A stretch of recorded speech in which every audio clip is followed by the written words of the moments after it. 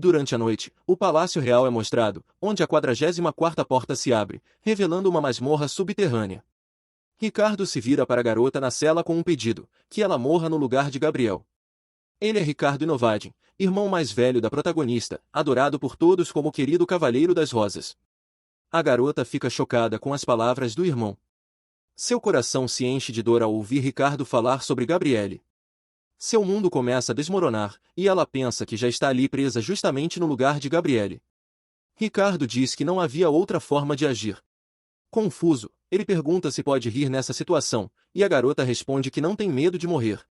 Ricardo a lembra de que ela mesma falou sobre a 7ª repetição de sua vida, que ela morre repetidamente e sempre volta ao passado. A garota se surpreende com suas lembranças e entende que, provavelmente, voltará no tempo após a morte.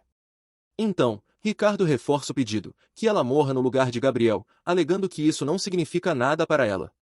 Sentada sozinha no chão da cela, a garota reflete amargamente sobre o que está acontecendo e se pergunta por que palavras tão cruéis saem daqueles lábios tão belos, voltadas contra sua própria irmã. Entre lágrimas, ela repreende o irmão por nunca ter acreditado nela, por tê-la tratado com desprezo, por tê-la acusado de absurdos e dito que ela só atraía atenção indesejada. Com a voz trêmula, ela olha para o irmão através das grades da masmorra, surpresa por ele agora estar ali, pedindo que ela morra, mesmo sem nunca ter tentado ajudá-la ou libertá-la. Na penumbra da cela, ela se lembra de como sempre fez tudo por seu irmão, assumindo suas responsabilidades e preocupações sem esperar gratidão. Ela admite que até mesmo assumiu o crime cometido por Gabriele para poupar a irmã de uma punição severa, levando toda a culpa sem hesitação. Sozinha e segurando o choro, ela reconhece que nunca desejou o amor que Ricardo dava generosamente a Gabriel e que não invejava a relação dos dois. Em suas lembranças, ela revive o momento em que Gabriel se feriu e todos ao redor chamaram o médico da família em pânico, enquanto ela mesma só queria ser notada, ser piedosamente olhada, ainda que só um pouco. Apertando as grades com as mãos, ela grita em lágrimas, "Eu também sou sua irmãzinha", perguntando por que ele a tratava daquela forma, como se tivesse esquecido sua existência e sofrimento. Ricardo, furioso, agarra as grades, incapaz de suportar a situação, e a acusa de estar pensando apenas em si mesma, ignorando completamente a dor e o desespero ao redor. Ele a repreende por também ser irmã de Gabriel e questiona por que ela não pode se sacrificar pela irmã mais nova, fazendo algo importante não por si, mas por outra pessoa. Ricardo, sem esconder seu cansaço e angústia, diz que não pode mais continuar assim. Com uma expressão suplicante e o olhar abaixado, como se quisesse esconder suas emoções, ele se ajoelha diante das grades da cela e diz que vai implorar de joelhos para que ela aceite o pedido. Ele enfatiza que essa é sua única e última solicitação e, cerrando os punhos com força, lembra que, se ela morrer, simplesmente retornará ao passado. Sem esconder seu colapso interior, Ricardo acrescenta de forma brusca que até mesmo a morte, para ela, é apenas um momento passageiro. Como se diminuísse o valor de seu sacrifício e sofrimento, ele a desafia com o olhar, perguntando se ela não pode suportar a dor por apenas um segundo em nome dos outros. A heroína, então, congela de medo e confusão diante dessa perspectiva inevitável. Ele insiste para que pense na pobre Gabriele, perguntando de forma retórica, será que ela conseguirá morrer por sua irmã e não permanecer indiferente ao sofrimento dela? Ricardo, com um sorriso forçado, relembra que ela própria falou dos 7 ciclos de vida que já viveu, como se a culpasse por já estar acostumada com a morte. Imagens de encarnações passadas e mortes surgem diante dos olhos da garota. Ela percebe que não sabe como isso aconteceu, mas que após tantas repetições, o sofrimento tornou-se parte de quem ela é. Em tom abstrato, questiona a si mesma se já não deveria estar acostumada com esse tormento constante e mortes dolorosas, como se fossem parte natural de seu destino. A figura sombria afirma friamente que é normal para ela morrer novamente, pois depois de tudo que já suportou, isso não é mais difícil. Ao ouvir a palavra uma vez, a heroína se lembra de como sempre lhe prometiam que, da próxima vez, ela seria salva primeiro, por também ser uma irmã. Mas essas promessas não passavam de palavras vazias e esperanças esquecidas. Ela se pergunta dolorosamente por que foi Gabriel, que não tinha nenhum laço de sangue com eles, quem se tornou uma irmã tão querida e amada por todos. Enquanto isso, seu próprio senso de pertencimento familiar era ignorado. A percepção de que sua identidade e existência não significavam nada para sua família passou por sua mente como um raio, e ela se sentiu como se fosse invisível. Como uma mariposa que voa em direção à luz e foi imediatamente esquecida. Reunindo suas forças, a garota se vira para Ricardo e declara firmemente que, a partir de agora, não o chamará mais de irmão, pois ele nunca foi realmente alguém próximo para ela. Após 7 fracassos e decepções repetidas, ela finalmente percebeu que, para Ricardo, ela sempre foi apenas um apoio, um apêndice inútil da família, sem nunca ocupar um lugar especial em seu coração. Ela retorna mais uma vez ao ponto de seu círculo eterno, percebendo que é forçada a reviver os mesmos eventos e sofrimentos como se estivesse presa por correntes invisíveis no tempo. Em seu próximo ciclo de reencarnação, ela ouve um rugido repugnante enquanto está em um gramado verde próximo a uma mesa virada e sente apenas nojo do que está acontecendo. Mais uma vez, tudo começa com o espetáculo familiar de um ataque de uma criatura demoníaca, onde Ricardo, como sempre, corre para salvar Gabriel enquanto ela permanece de lado e entende que tudo acontecerá de novo.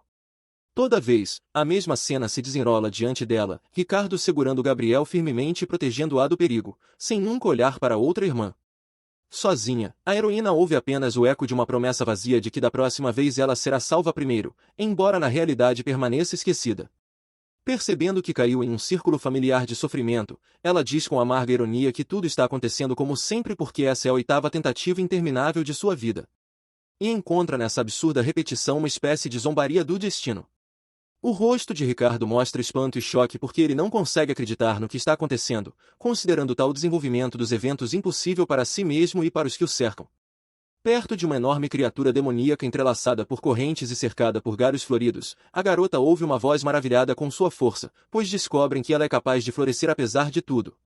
Ellen diz a Ricardo, com uma calma fria, que ele estava certo e confirma seus pensamentos, como se estivesse cansada de explicações e justificativas sem fim para pessoas que não compreendem. Ela observa internamente que Ricardo é realmente terrível. E no momento em que ele corre assustado em direção a Gabriel, a heroína não consegue entender se ele esperava que ela permanecesse em silêncio desta vez ou que apoiasse suas ações insanas. A verdade óbvia passa por sua mente, ele simplesmente a deixou para ser despedaçada pelo monstro sem hesitar, salvando apenas uma escolhida ao custo da própria vida. Ignorando sua existência repetidamente, ela olha para Ricardo, que tenta se justificar. Ela vê sua indecisão e ouve um murmúrio incerto, prova de que ele não esperava tal reviravolta e não entende sua própria crueldade. Enquanto isso, uma Gabriel assustada, tremendo, chama seu irmão e admite estar com medo. Ricardo se apressa em acalmá-la, considerando-a a única digna de sua proteção. Ellen se surpreende de maneira contida com o absurdo da situação, pois se lembra de que a responsável pelo surgimento da criatura demoníaca foi a própria Gabriel, que a convenceu a comprar esse ser perigoso por capricho e depois colocou toda a culpa nela. Ellen então pergunta aos presentes, honestamente, se por acaso se esqueceram de quem realmente quis comprar aquela criatura demoníaca e quem é o verdadeiro responsável por esse incidente. Gabriel congela, confusa e surpresa com a pergunta. Suspirando de cansaço, ele interrompe qualquer discussão ao redor e declara categoricamente que está cansada de tudo o que está acontecendo, apesar das palavras indignadas sobre o estado de choque de sua irmã. Sem virar a cabeça, ela diz friamente que sempre soube do caráter insuportável de sua oponente. E agora finalmente sente seu distanciamento, afastando-se lentamente sobre as pétalas de rosas espalhadas. Sem sequer olhar para trás, Ellen ordena com firmeza que ele não ouse cruzar seu caminho novamente, enfatizando que não quer ver esse homem sob nenhuma circunstância. A cena muda para uma mansão imponente. E o narrador nos lembra que, desde os tempos antigos, existiam 4 famílias no mundo em cujas veias corre sangue nobre. Sob o brasão com uma rosa aparece a imagem da própria Ellen, representante da primavera da família Inoadin, cercada por motivos florais. Esta é sua herança mágica. Em seguida, vem o clã Lita, cujo líder é mostrado com um símbolo esmeralda, representando a família Kashin e sua conexão com a energia da Estação Verde. Depois, surge um jovem do tipo outonal com um símbolo azul, que confirma sua ligação ao clã Burgete, portador do poder e da magia do outono. A última pessoa na ilustração é um jovem com um sorriso misterioso e um floco de neve, representando o clã Farenon, representantes da magia do inverno. A história continua com a descrição da tradição de que, em cada uma dessas 4 famílias relacionadas às estações, os poderes mágicos são passados de geração em geração. No entanto, a cada século, o sangue se enfraquece e as habilidades se esvaem. É especificado que apenas na família Inoadine a luz da primavera ainda não se extinguiu completamente. Mas agora o poder pode ser transmitido exclusivamente para uma única pessoa por geração, e não mais para toda a família como era originalmente. Todos na casa e os criados tinham certeza de que, nessa geração, o poder único da primavera despertaria novamente em Ricardo, o herdeiro com o sangue mais puro da família Inoaden. Observavam-no com esperança especial. Contudo, o olhar de Ellen é cheio de determinação fria, ela sabe que, por mais que Ricardo tente ou faça, esse poder sagrado jamais será dele, apesar das expectativas da família. Enquanto isso, Ricardo tenta consolar Gabriel, que está chorando, persuadindo-a a enxugar as lágrimas e tomar remédio para se recuperar do choque que sofreu. Escondida entre almofadas e brinquedos, Gabriel chora e diz que não pode perdoar o irmão pela forma como agiu, acusando-o de injustiça e decepção. Em meio à briga infantil, Gabriel reclama que Ricardo não lhe deu atenção o dia inteiro porque seus pensamentos estavam todos voltados apenas para ele, e o repreende com amargura por isso. Ricardo começa a se justificar, como se quisesse dizer algo importante, mas ainda não tem coragem de expressar seus verdadeiros sentimentos sobre a situação. O chefe da família, Diego Inoaden, pai de Ricardo e Gabriel, entra no quarto com imponência, imediatamente atraindo a atenção das crianças com sua voz firme e confiante. Gabriel corre até ele gritando papai, claramente feliz com sua chegada, e Diego logo pergunta sobre seu estado, verificando cuidadosamente se está tudo bem com ela. O pai informa a Ricardo que já foi avisado sobre o ocorrido. Em seguida, observa com alívio que, felizmente, ninguém se feriu no incidente e pega Gabriel nos braços. Nesse momento, Ricardo decide contar algo importante ao pai. Porém, hesita e não encontra as palavras, encarando-o com um olhar pesado enquanto luta com seus sentimentos. Ao amanhecer, ouve-se uma voz alarmada vinda de fora da mansão. Será que Ellen realmente despertou seu florescer? A pergunta paira no ar, suspensa sobre a família Inoaden. Diego, desconfiado, adverte Ricardo e suspeita que o poder manifestado pertença, na verdade, a ele. Mas Ricardo ergue os olhos e responde firmemente que não é o caso. Em suas memórias ou monólogo interno, confirma-se que Rose esteve ao lado de Ellen a cada passo e não há dúvidas, o poder do florescimento pertence somente a ela. Diego não consegue conter suas emoções e exige uma explicação de Ricardo, sem acreditar no que ouviu. Em sua mente, apenas seu filho deveria ter herdado tal habilidade rara. Apesar do desespero de Ricardo, seu pai afirma que, segundo a tradição, apenas uma pessoa por geração pode possuir esse poder, e ele deveria ser o escolhido. Diego pede ao filho que, por ora, não pense mais nisso nem conte a ninguém, prometendo convocar ele pessoalmente pela manhã e verificar se seu dom realmente despertou. Ricardo concorda obedientemente com a decisão. Enquanto isso, Ellen, amparada por sua calma interior, aparece na sala de estar, onde é recebida pelas criadas com rostos surpresos e palavras cautelosas. Sua distância do conforto do lar é perceptível. Ao olhar para a mesa posta, ela nota que há talheres apenas para 3 pessoas e comenta com ironia que sua presença claramente não era esperada ali, o que confunde os empregados. A voz interior de Ellen diz que os lugares estavam reservados para Diego, Ricardo e Gabriel, como era de se esperar nesta família onde ela sempre foi estranha. Ela se senta à mesa, nota o cheiro agradável do prato e pergunta, surpresa, se é bife. Mas de repente algo acontece que desvia sua atenção e adiciona tensão à cena. O mordomo entra correndo na sala de jantar, em pânico, e exclama que aquele é o prato do chefe da família, apressando-se para explicar que os pratos de Ellen devem ser levados ao quarto dela. No entanto, é surpreendido por uma recusa firme. Ellen declara calmamente que vai comer ali mesmo e agora, sem intenção de sair até terminar sua refeição, e estende a mão com confiança para seu pedaço de bife, apesar da confusão dos empregados.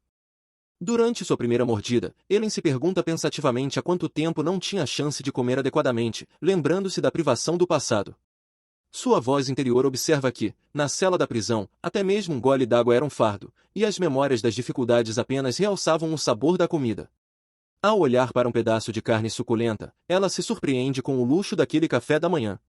Após tanta fome e humilhação, uma refeição simples como aquela lhe parecia um verdadeiro feriado. Ao terminar a refeição e levantar-se da mesa, Ellen sente-se aliviada por saber que não precisará mais passar fome. Compartilha com os criados suas impressões positivas sobre o café e os agradece pela comida deliciosa. Em seguida, avisa que não permitirá mais ser humilhada com comida de qualidade inferior, expressando sua firme determinação em preservar sua dignidade e seus direitos a condições iguais. Ao ver os rostos atonitos das criadas, Ellen declara abertamente que percebeu muito bem que lhe davam restos de comida todo esse tempo e não entende por que pensaram que ela não notaria tal tratamento. Já na porta, exige com confiança que, a partir de agora, lhe sirvam alimentos decentes, frescos e preparados no mesmo padrão do que finalmente provou naquele dia. Caso contrário, não pretende tolerar a situação. Nesse momento, em outra ala da mansão, discutem o estado de Gabriele, que ainda não se recuperou dos eventos da manhã, e decidem consolá-la com seu bolo favorito feito pelo chefe. Enquanto ele encaminha pelo corredor, ela ouve Diego e Ricardo falando sobre os cuidados com Gabriele e acaba sendo vista próxima à porta, tornando-se involuntariamente o foco de atenção deles, o que leva seu pai a pensar na conversa que se aproxima. Diego pergunta em voz baixa por que Ellen apareceu no salão de jantar tão cedo, e ela, percebendo a ausência de Gabriele, pensa consigo mesma que a irmã provavelmente está fingindo doença novamente e evitando-os de propósito. Ao passar por Ricardo, sente-se internamente irritada pelo fato de que, mesmo antes de ele aparecer, já estava cansada da companhia deles e da vontade de se intrometerem em seus assuntos. Diego a chama, surpreso por seu silêncio e isolamento, e pergunta se ela vai simplesmente sair, repreendendo a filha por sua atitude fria. Quando Ellen continua a se afastar, seu pai não aguenta mais e exige em tom severo que ela pare, mas ela não reage, demonstrando completa indiferença. Apenas lança um olhar por cima do ombro, com uma expressão imperturbável, e faz uma pergunta direta: por que deveria ficar, se ninguém é capaz de dar uma razão clara para sua presença? Pai e filho ficam confusos, e Diego pergunta, visivelmente surpreso, se ela realmente ousou fazer uma pergunta tão ousada. Ellen explica com calma que é costume, quando alguém é chamado ou interrompido, explicar o motivo disso, e afirma que, já que foi chamada, tem todo o direito de saber o motivo. Ao gritar furiosamente e acusá-la de insolência, Diego demonstra que não estava preparado para conversar com a filha. Ellen retruca que, antes de chamar alguém, é preciso pensar no porquê, especialmente se não se sabe o que dizer. Ela acrescenta que, se uma família não quer se ver nem se ouvir, é melhor não criar motivos para uma comunicação indesejada, evitando conflitos desnecessários e conversas vazias. Diego fica furioso, reclama em voz alta sobre a saída insolente de Ellen, e Ricardo corre para justificar o comportamento dela, explicando que ela está em choque após os eventos recentes, o que explica sua frieza. O chefe da família, no entanto, não se acalma, repreende o filho por defender a irmã, revolta-se com o modo rígido de comunicação dela e não entende onde teria aprendido tal comportamento. Ricardo tenta mudar de assunto perguntando sobre o café da manhã. Na sala de jantar, as criadas estão confusas ao perceber que quase não há nada em uma das travessas e se perguntam, surpresas, o que significa aquela arrumação incomum da mesa e a ausência do luxo habitual. O pai e o filho vão até as criadas, igualmente confusos, sem conseguirem entender de imediato a situação, e suspeitam que Ellen possa estar por trás das mudanças no salão. Quando o chefe da família compreende o significado do que está acontecendo, seu rosto se contorce de indignação e fúria. Ele claramente não esperava tamanha ousadia e independência da filha. Nesse momento, em seus aposentos, Ellen sente-se agradavelmente saciada após o café da manhã e pensa que há muito tempo não experimentava uma sensação assim. Até se repreende um pouco pela paz excessiva. Desfrutando do bem-estar e da tranquilidade, Ellen se surpreende ao notar como é agradável sentir-se alimentada pela primeira vez em tanto tempo e lembra que logo será hora de cuidar de seus afazeres. Sua criada, Mai, irrompe no quarto com um estrondo e um grito, exigindo que ela se levante imediatamente. E Ellen a apresenta nesse momento com ironia, chamando Mai de garota atrevida e grudenta. Mai ficou surpresa ao ver sua senhora acordada, e Ellen observou mentalmente que fazia tempo que não era tratada com tanta grosseria. Percebendo que a relação entre elas sempre esteve longe de parecer formal, Ellen concluiu que, apesar da diferença de status, Mai a tratava como uma pessoa comum, muitas vezes ultrapassando os limites entre senhora e criada, sem hesitar em criticar sua preguiça e comportamento. Com um olhar pensativo e levemente cansado, Ellen se lembrou que, em todas as suas vidas passadas, essa criada sempre a tratou com desdém e a olhava de cima, o que gerava nela sentimentos confusos agora. Mantendo a compostura, Ellen cortou bruscamente a tagarelice de Mai e ordenou, com firmeza, que parasse de falar e fosse buscar água para ela se lavar, demonstrando uma nova força de caráter. Mai ficou surpresa com o tom inesperado de sua senhora e, confusa, perguntou se a ordem era realmente dirigida a ela, sem esperar um comando tão confiante. Ellen respondeu calmamente que não havia mais ninguém ali além dela e pediu para não a obrigar a repetir, revelando seu cansaço com conversas desnecessárias e seu desejo de impor disciplina. Mai, atônita, saiu para cumprir a ordem e se perguntou o que havia acontecido com Ellen, de onde vinha aquela determinação. Sozinha, Ellen sentiu-se um pouco sonolenta e, internamente, achou estranho o comportamento de sua criada, questionando qual seria a reação dela diante das mudanças. Quando Mai retornou com a água e a toalha, ainda estava perplexa, e Ellen perguntou, com indiferença, se ela havia trazido tudo corretamente. Mai, irritada, exigiu que a senhora se levantasse, e o narrador observou que ela era, de fato, a principal oprimida daquela casa. Quando Mai a repreendeu por ainda estar deitada, Ellen se desculpou, chamando a si mesma de patinho feio do Zinoada, e uma erva daninha entre as rosas bem cuidadas. Mai reconheceu que havia sido novamente dura demais e se envergonhou. Em suas memórias, contou que, ao ser designada para servir aquela jovem em particular, considerou aquilo um infortúnio e uma prova difícil. Quando viu uma aristocrata se comportando como uma criada submissa e agradando os empregados, ficou animada, pois o trabalho se tornava fácil assim. Mas tudo mudou depois do dia anterior. Agora, ela observava com espanto e preocupação a maneira firme e confiante como Eren se comportava. Rompendo com a rotina, Eren repreendeu mais severamente por não conseguir cumprir uma tarefa elementar e deixou claro que não toleraria negligência, mesmo nas pequenas coisas. Acusou Mai de trazer água gelada em vez de morna e ainda se atrever a manter a cabeça erguida diante dela, ameaçando com consequências e insinuando que sua família não a protegeria. Explicando ainda mais duramente, Eren afirmou que, se a criada ganhasse má reputação por uma falha como aquela, ninguém mais a contrataria. Repreendeu Mai por sua hipocrisia passada e submissão teatral. Chocada com a mudança radical da senhora, Mai se deu conta de que, no dia anterior, Eren obedecia timidamente cada palavra, mas agora parecia uma pessoa completamente diferente, e ela temia ouvir a punição. Eren a advertiu que, se tivesse entendido tudo, deveria cumprir corretamente suas funções, caso contrário, não hesitaria em puni-la até fisicamente, acrescentando uma ameaça para garantir que fosse levada a sério. Amedrontada, Mai se desculpou imediatamente, curvou-se e prometeu refazer tudo corretamente. Percebendo seu erro e vendo aquela determinação em Eren pela primeira vez, trouxe uma nova bacia de água morna, demonstrando respeito pelas novas regras e um início de admiração pela exigente senhora. Observando a mudança, Mai não pôde deixar de sorrir envergonhada e, em silêncio, reconheceu que Eren realmente havia mudado e agora era impossível não notá-la. Com um leve sorriso, Mai pensou que, agora que sua senhora se tornará firme e exigente, servi-la seria provavelmente muito mais confortável do que antes. Eren, por sua vez, se sentiu satisfeita ao finalmente se lavar com água morna, em vez de suportar desconfortos domésticos em silêncio, e seus pensamentos se acalmaram pela primeira vez. Pensando no dia que teria pela frente, abriu o armário e, com um leve desapontamento, notou que, como já esperava, todas as suas roupas pareciam sem graça e apagadas. A ilustração mostrava que, desde criança, todos os vestidos mais bonitos e elegantes sempre iam para Gabrielle, enquanto a Eren restavam apenas peças velhas e opacas, que ressaltavam sua posição secundária na família. Agora isso não importa mais para Eren. Ela olha para os velhos vestidos sem rosto e afirma com indiferença que todos já estão gastos há muito tempo e não despertam nenhuma emoção nela. Mai, ao ouvir esse comentário da patroa, fica perplexa com tamanha franqueza inesperada, enquanto Eren decide firmemente deixar o camarim como pétalas de rosa voando, sem esconder sua irritação com os móveis e os objetos ao redor. Ligeiramente irritada e com uma postura orgulhosa, Eren dá a Mai uma breve instrução para arrumar o guarda-roupa, demonstrando uma mudança em sua disciplina interna e exigência por detalhes.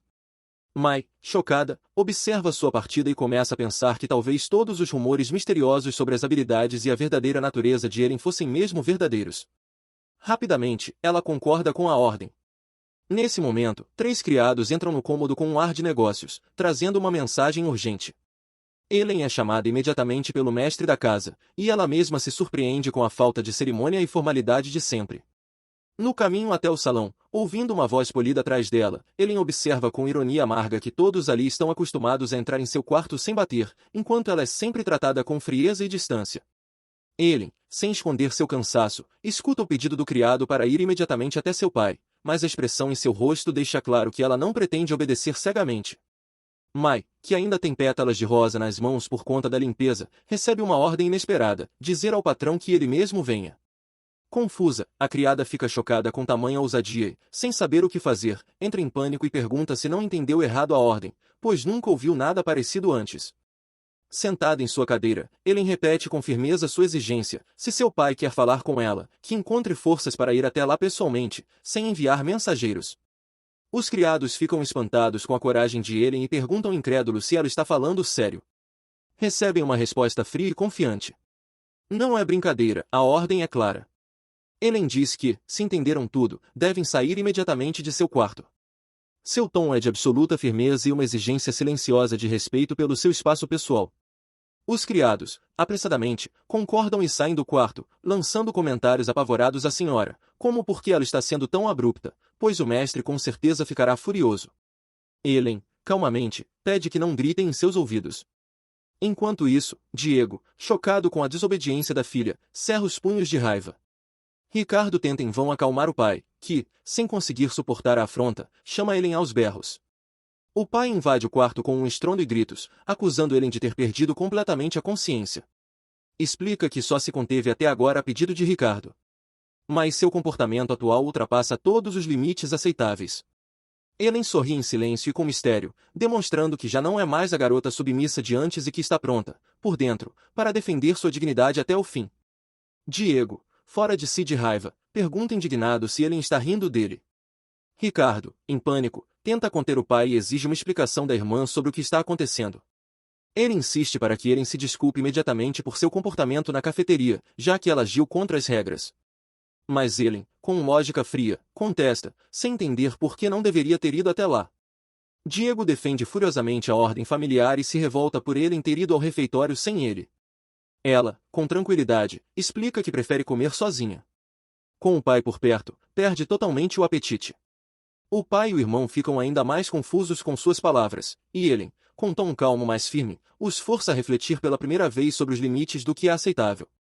Com espinhos rosados surgindo no chão, a tensão paira no ar quando o chefe da casa exige, de forma contida, uma explicação de Ellen por seu comportamento inaceitável, enfatizando o perigo da situação. Diego, indignado, justifica-se dizendo que tolerou os ataques dela apenas por insistência de Ricardo, achando que eram consequência de um ferimento recente. Mas agora ele não quer mais suportar isso e perde o controle. Ellen pensa que Ricardo provavelmente só queria compensar o que aconteceu no jardim e analisa com calma de onde vem o apoio inesperado do irmão. O grito do pai, será que foi ele mesmo quem a ensinou isso?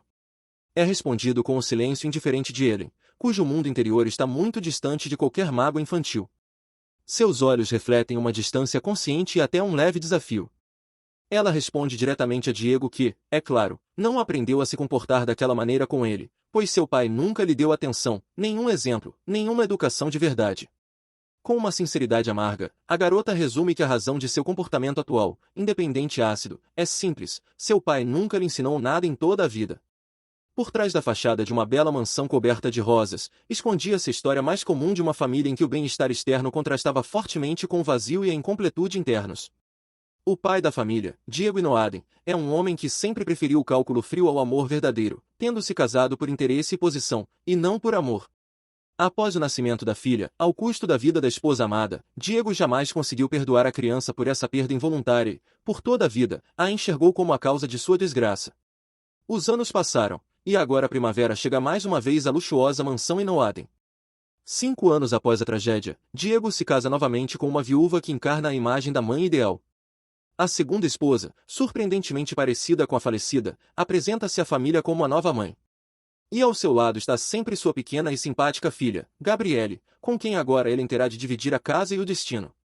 Todos, Ricardo, os criados e até mesmo Ellen, à primeira vista, são tomados pelo encanto da nova família, onde apenas alguns escolhidos recebem carinho e cuidado, sobretudo a irmã mais nova. Para Ellen, apesar da harmonia aparente, não havia lugar entre essas pessoas. Todos pareciam parte do novo ídolo, e ela permanecia à margem, como uma hóspede invisível em sua própria casa. A garota observa pela janela enquanto Gabriele corre alegremente ao encontro do pai, sem preocupações, e só pode assistir à alegria dos dois com um silêncio atônito, percebendo que sempre lhe foi proibido demonstrar tais emoções. Ellen lembra com medo de que, desde pequena, lhe ensinaram que, se corresse para o pai primeiro, ele inevitavelmente se irritaria. Assim, ela se proíbe internamente de viver a mesma espontaneidade e alegria que concede à irmã. Até mesmo a preocupação com a segurança de Gabriele é abafada. A irmã mais nova podia fazer qualquer coisa e, quando voava para os braços de Diego, o pai não a repreendia, apenas a alertava com cuidado. Ellen percebe amargamente o quanto está chocada por nunca, em toda a sua vida, ter experimentado o carinho do pai. Nem o cuidado, nem o afeto. Toda tentativa de se aproximar ou demonstrar afeto por Diego sempre era recebida com frieza e proibição irritada, como se seus toques fossem algo vergonhoso e proibido. Todo o carinho e alegria incondicional que a filha poderia ter experimentado um dia agora eram destinados a Gabriele. E foi com ela que seu pai enfim se tornou o pai amoroso ideal, criando a ilusão de uma família harmoniosa. Com um reconhecimento amargo, Ellen aceita a verdade de que nunca houve lugar para ela na família Inoaden desde o momento em que nasceu. Sua existência nunca foi percebida como algo além de um status formal.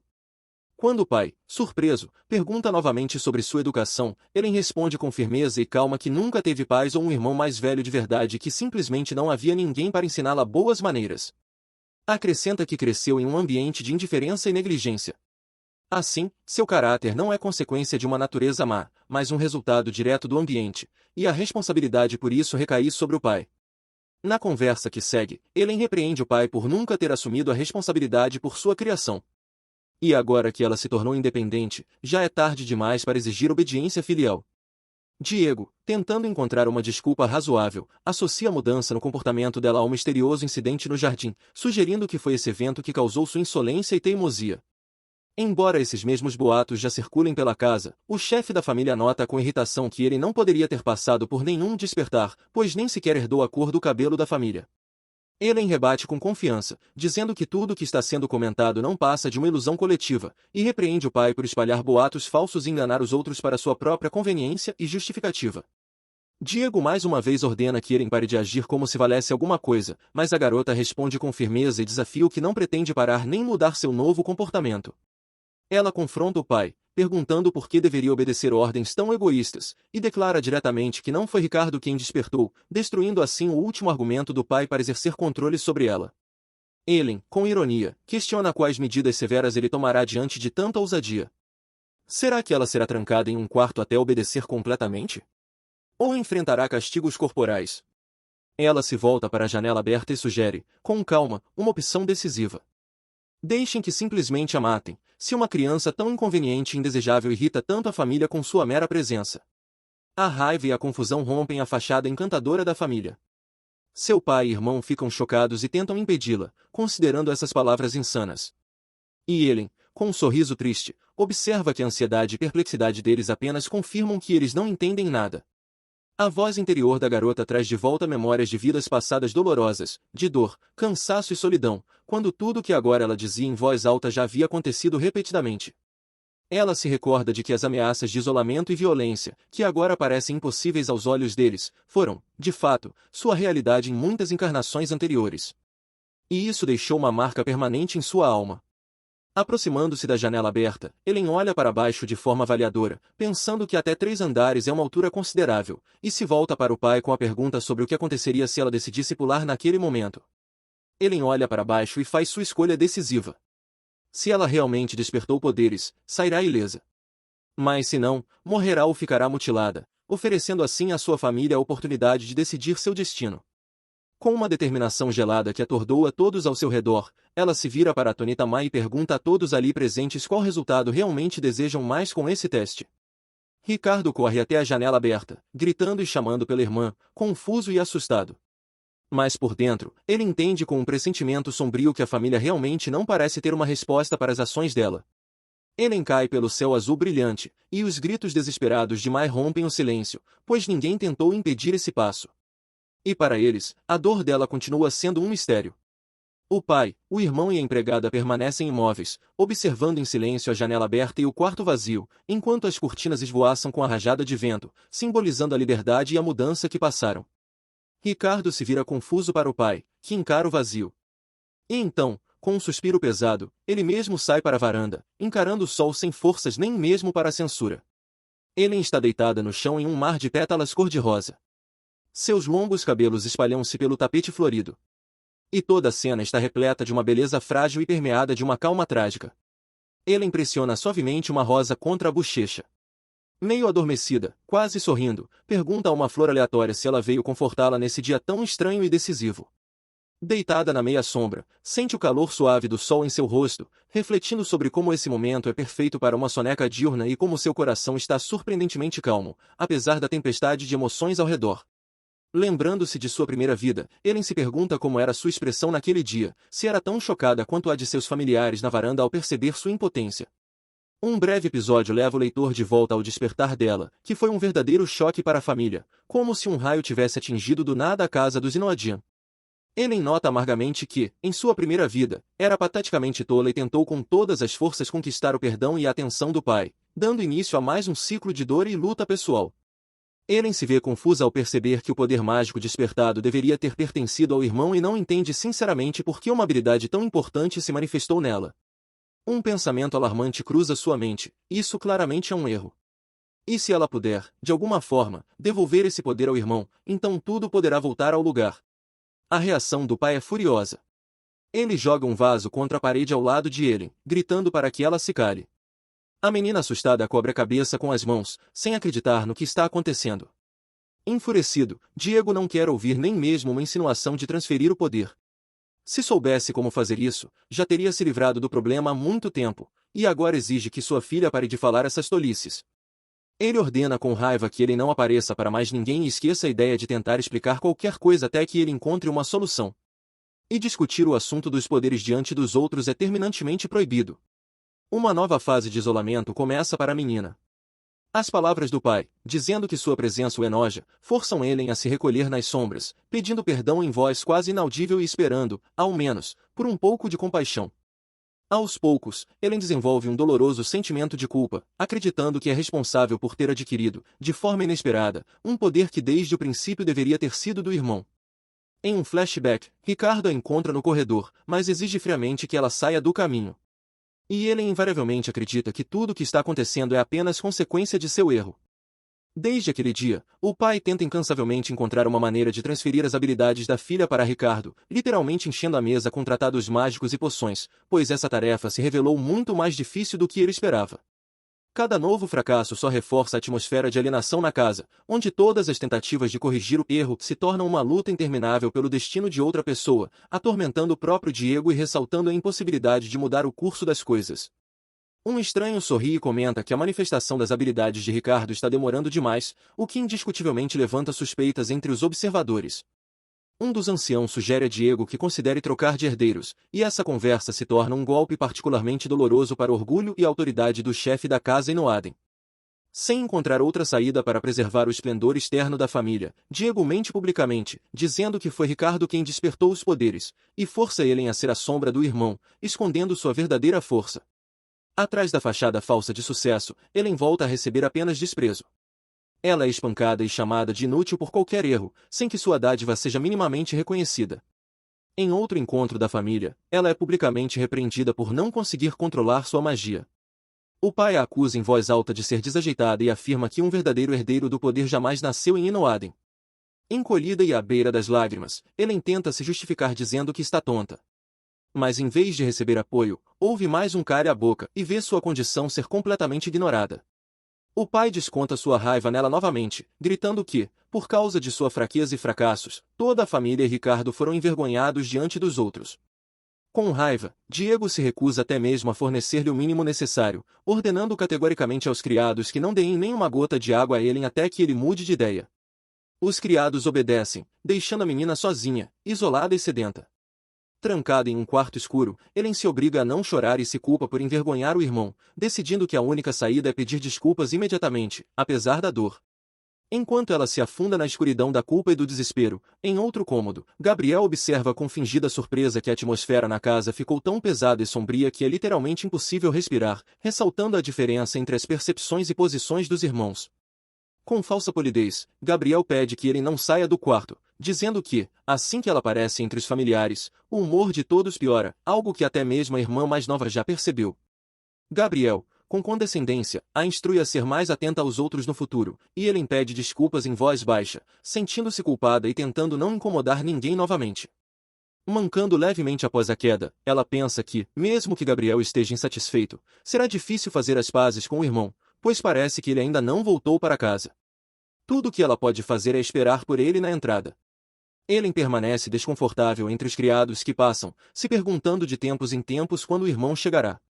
À sua volta, há um silêncio tenso e os olhares atentos dos criados. As empregadas trocam olhares e sussurram entre si, como se a presença de Ellen no corredor as irritasse e preocupasse, já que ela representa uma constante fonte de incômodo. Os criados desaprovam sua presença, achando que o único motivo pelo qual ela aparece é para chamar a atenção. Ellen, por sua vez, sente-se deslocada e separada de tudo o que acontece, decidindo que, se ficar quieta em um canto, sem perturbar ninguém, poderá permanecer invisível. Com esperança e saudade, ela clama mentalmente para que o irmão volte logo e lhe dê ao menos um grão de atenção. O tempo passa dolorosamente devagar enquanto Ellen vagueia pela casa, percebendo que o irmão está seriamente atrasado e lamentando mentalmente sua própria desajeitada existência. Ao esbarrar sem querer em algo e ganhar mais um hematoma, seu sentimento de impotência se intensifica. Ela examina com cuidado a perna machucada e se repreende mentalmente por sua descoordenação, admitindo para si mesma que realmente não é capaz de nada, afundando-se novamente em insegurança. Nesse momento, a figura de Ricardo aparece, e Ellen levanta o olhar com esperança, perguntando timidamente se ele voltou para casa, ainda desejando obter reconhecimento e apoio. Com uma tentativa tímida de iniciar uma conversa, ela é recebida com frieza e empurrada bruscamente antes mesmo de terminar a frase. Cai no chão e reconhece, pelo cheiro de álcool em suas roupas, que ele teve um dia difícil. Com dolorosa compreensão, ela justifica sua grosseria, acreditando que sua culpa é a causa de todo o sofrimento do irmão. Levantando-se às pressas e correndo desesperadamente atrás de Ricardo, ele implora em silêncio para que ele a perdoe, pois sabe o quanto seu comportamento naquele dia envergonhou o irmão diante de todos. Confusa, a garota promete que vai treinar mais duro para não repetir os erros. Enquanto o pai procura um jeito de devolver a Ricardo o poder perdido, tentando aliviar o destino do filho, Ellen Parry admite sinceramente que nunca quis interferir no destino dele, pois desde o início os poderes deveriam ter sido dele, o verdadeiro herdeiro. Ricardo responde com amargura, dizendo que o dom da família preferiu a irmã, embora ela nem o quisesse, e ironiza dizendo que agora se sente inútil, como um cachorro que não consegue capturar sua presa. A dor se transforma em acusação, ele pergunta se ela está zombando dele de propósito, se errou em público de caso pensado, insinuando deboche. Ellen, chocada, jura que não teve a menor intenção maldosa. Com um rosto frio, Ricardo ordena que ela se afaste, dizendo que não quer ver alguém tão inútil e que não consegue esconder o desprezo, mesmo diante do arrependimento da irmã. Quando Ellen tenta se aproximar uma última vez, Ricardo se desvencilha bruscamente, a empurra com raiva e grita para que ela não o toque com suas mãos sujas. Ao ser empurrada, Ellen ainda agarra a última esperança de ser perdoada e amada por sua família. Mesmo com toda a dor e humilhação, ela despenca pelas escadas, tomada pelo desespero, esperando que o irmão a ampare e a proteja da queda, afinal, ele era sua única fonte de apoio. Em sua alma, há uma forte convicção de que Ricardo, sendo seu irmão, iria estender a mão e salvá-la de qualquer desastre, mesmo que tudo ao redor estivesse ruindo. Mas sua fé é destruída pela realidade. No olhar confuso de Ricardo, não há amor, nem cuidado. Ele sequer dá um passo para ajudá-la, apenas observa o que acontece diante de si. Os olhos arregalados de Ellen refletem o desespero e uma pergunta silenciosa: será mesmo que até a pessoa mais próxima a abandonou, destruindo os últimos vestígios de esperança de ser aceita pela própria família? Assim termina tragicamente sua primeira vida, de forma estúpida e triste, cheia de dor e solidão. Nem mesmo sua fé no irmão foi suficiente para salvá-la de um fim melancólico. Em um grande salão iluminado por um brilho azulado, alguém confirma que os rumores recentes sobre o que ocorreu em Inoaden eram verdadeiros, o que desperta a atenção de outros. Em seguida, é explicado que a fonte do fenômeno incomum não foi Ricardo, mas sim Ellen Inoaden, que forçou as rosas a florescerem. Esse feito faz com que seu nome passe a ser discutido entre pessoas influentes. Um homem misterioso escuta a notícia com interesse, ordena que tragam uma carruagem e decide pessoalmente averiguar a situação, que agora considera merecedora de atenção especial. Ele declara com confiança que está indo imediatamente à casa dos Inoaden, revelando sua posição como herdeiro da poderosa família Farvanon e deixando claro seu interesse no destino de Ellen.